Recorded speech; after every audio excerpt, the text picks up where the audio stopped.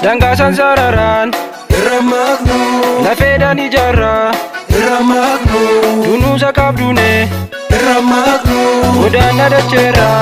Ramaknu Wada samif dachi Ramaknu Irbun erbe biti Ramaknu Falma adan kunu Ramaknu Chichine dugati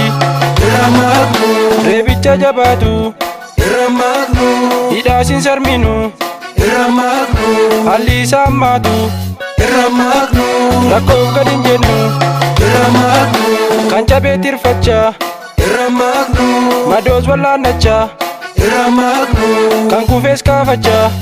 Ramaknu Mudheessa waallacha Ramaknu Qabsoon saba keenya Ramaknu hanga galma geessu Ramaknu hanga wareegamaat Ramaknu yookiin bilisummaat Ramaknu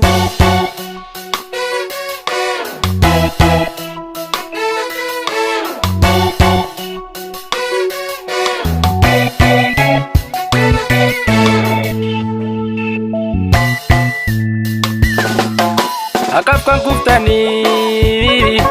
jirtu yoomuu jirtu galmee seenaa irraa nutti jalakkiftu uffattanii qabdu